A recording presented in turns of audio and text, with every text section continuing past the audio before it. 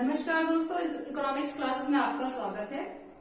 तो आज का हमारा फर्स्ट क्लास है ये, और हम स्टार्ट करेंगे इंट्रोडक्शन ऑफ इकोनॉमिक्स से। तो सबसे पहले जब इंट्रोडक्शन की बात आती है तो पहला क्वेश्चन आता है हमारा, अराइज होता है कि व्हाट इज इकोनॉमिक्स, यानी कि अर्थशास्त्र क्या है, इकोनॉमिक्स क्या है। ठीक है,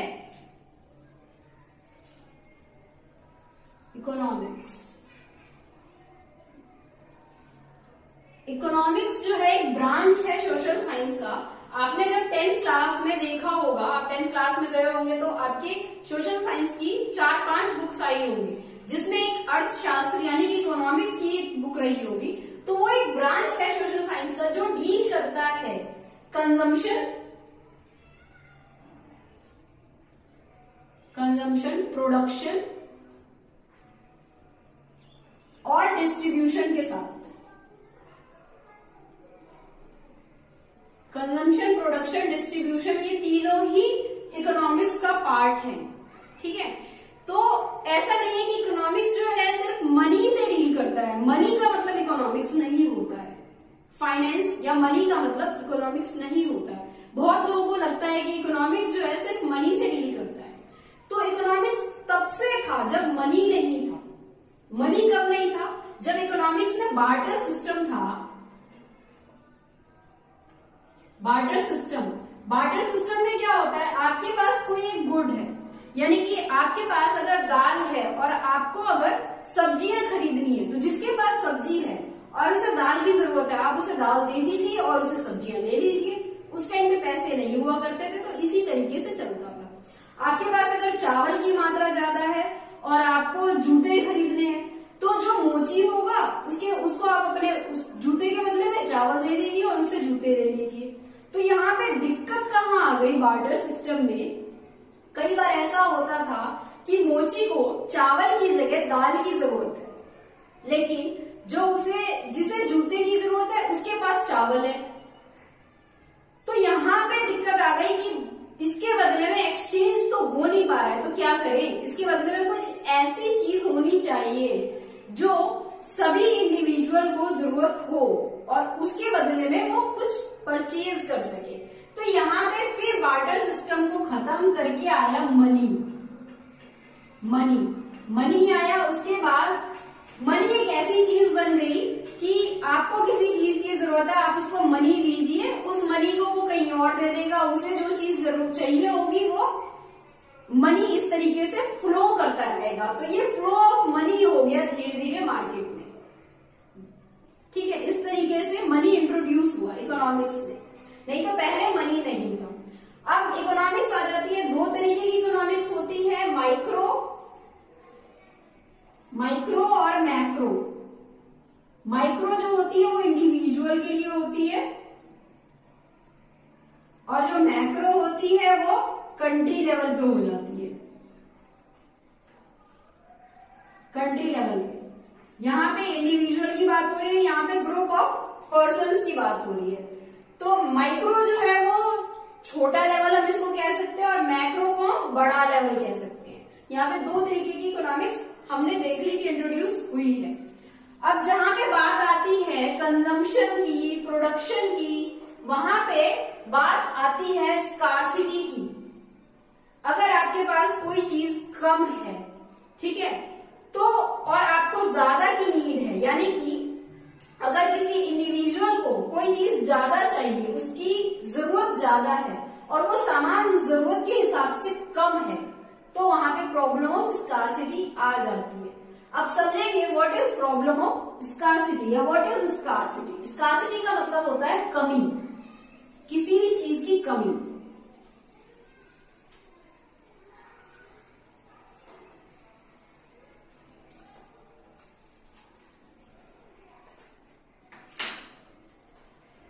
जैसे कि आपको नीड है, जिसे आप देखते होंगे स्कार्सिटी, जैसे ओनियन की अगर स्कार्सिटी होती है मार्केट में, तो ओनियन का प्राइस जो होता है राइज हो जाता है।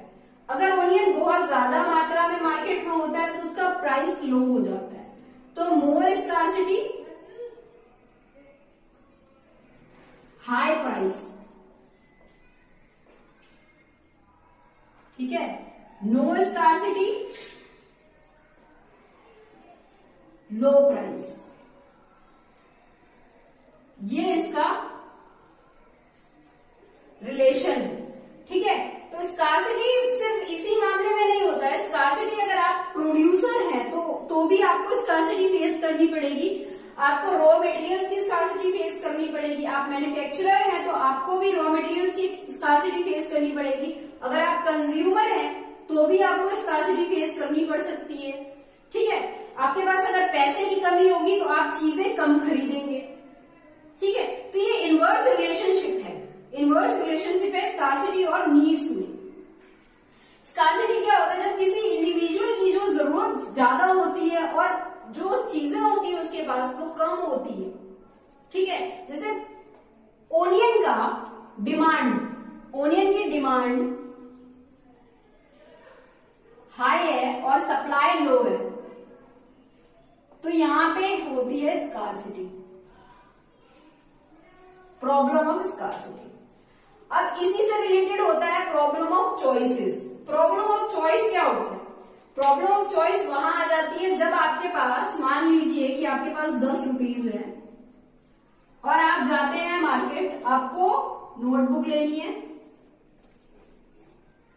और साथ ही आपको कोई ड्रेस पसंद आ जाती है मार्केट से। तो अब यहां पे आपके पास ड्रेस नहीं, छोड़िए, आइसक्रीम पसंद आ जाती है या चॉकलेट। 10 रुपए में ड्रेस नहीं आती ना, तो आइसक्रीम पसंद आ जाती है या चॉकलेट पसंद आ जाती है और आपको वो लेनी है और आपको साथ में आप मार्केट जाते हैं नोटबुक लेने के लिए। तो बात ये आती है कि आपको पहले जरूरत क्या है, नीड किस चीज की है, नीड किस चीज की है? नीड है आपको नोटबुक की, ठीक है, और चॉकलेट की ज्यादा नीड अभी नहीं है, तो आप क्या खरीदेंगे? नोटबुक। तो यहां पे आ जाती है problem of choices. Problem of choice क्यों आई? स्कार्सिटी ऑफ मनी की वजह से, क्योंकि हमारे पास पैसे की कमी है, अभी मनी की स्कार्सिटी है, इसलिए प्रॉब्लम ऑफ चॉइस आई। इसी तरीके से और भी चीजें कई बार आती हैं कि आपको अगर खेती करनी है, यहां पे भी प्रॉब्लम ऑफ चॉइस आती है। अगर आपको खेती करनी है या फिर आपको कोई चीज मैन्युफैक्चर करना है, आपको कोई बिजनेस सेटअप करना है, ठीक है, तो आप वहां पे क्या चूज करेंगे, किस चीज का बिजनेस करें? आपके पास खेती के लिए 4 ऑप्शंस हैं। आप या तो राइस की खेती कीजिए, या पल्सेस की, या फिर व्हीट की, या फिर सोयाबीन की। आप 4 चीजों की खेती कर सकते हैं, 4 चीजों का प्रोडक्शन कर सकते हैं, लेकिन पीस ऑफ लैंड जो है आपके पास एक ही है। तो आप यहाँ पे ये चूज करेंगे कि इस पीस ऑफ लैंड पे मैं किस चीज की खेती करूं जो कि मुझे ज्यादा रेवेन्यू दे, ज्यादा रेवेन्यू दे।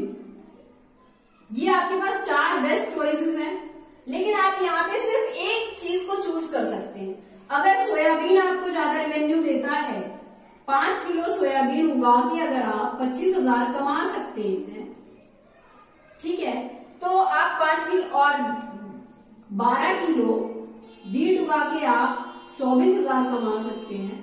तो यहाँ पे प्रॉफिट कहाँ पर है? सोयाबीन में प्रॉफिट है, तो आप यहाँ पे क्या करेंगे?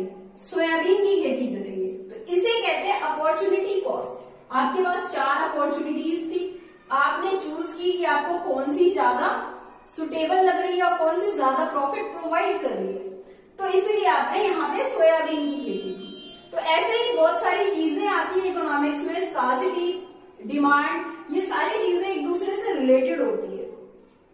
अगर मार्केट में किसी चीज की डिमांड ज्यादा है और सप्लाई कम है, मार्केट में किसी चीज की डिमांड ज्यादा है, सप्लाई कम है, तो प्राइस जो होंगे वो हाई होंगे।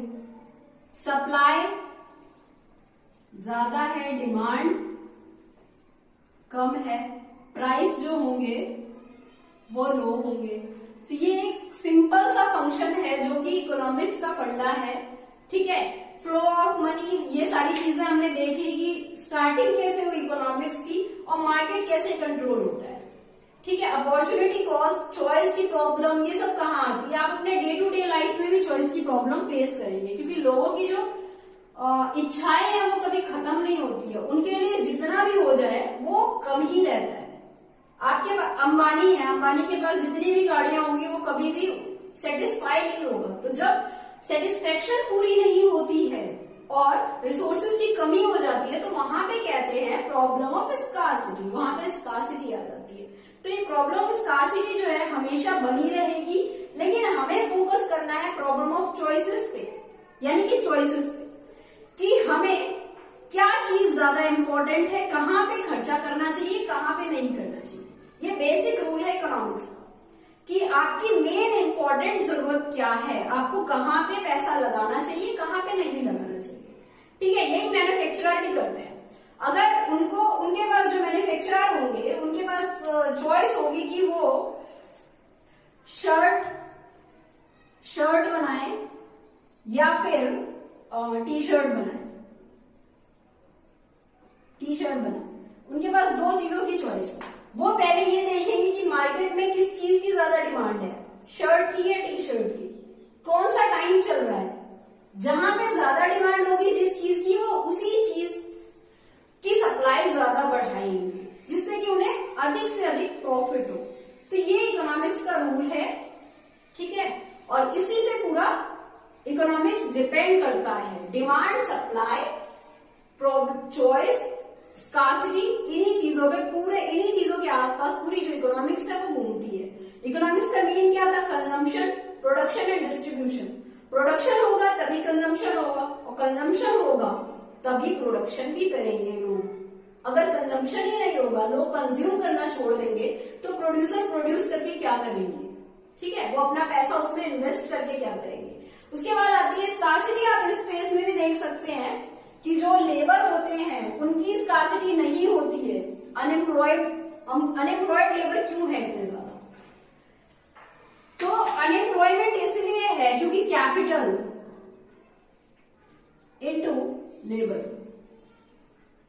ये दोनों एक दूसरे के साथ हमेशा जुड़े रहते हैं।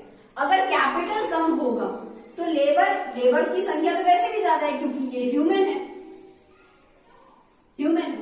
तो लेबर की संख्या ज्यादा है। कैपिटल और लेबर एक दूसरे के प्रोपोर्शनल होंगे, तो जितनी कैपिटल होगी उतना ही लेबर चाहिए होगा। तो जो बाकी जो लेबर बच जाएंगे वो अनएम्प्लॉयड ही तो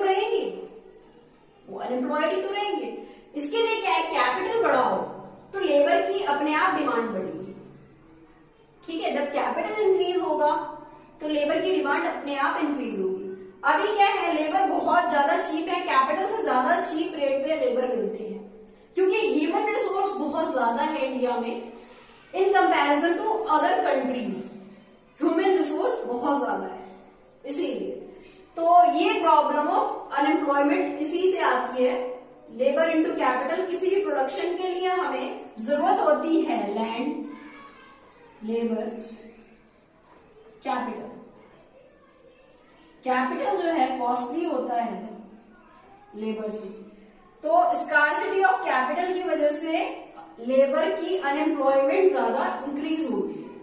तो ये हमारे 2-3 चीजें थी। अपॉर्चुनिटी कॉस्ट भी हमने देख लिया आज, ये अपॉर्चुनिटी कॉस्ट का एग्जांपल था, और स्कार्सिटी भी देख लिया, प्रॉब्लम ऑफ चॉइसेस भी देख लिए, और माइक्रो और मैक्रो इकोनॉमिक्स भी समझ लिया हमने।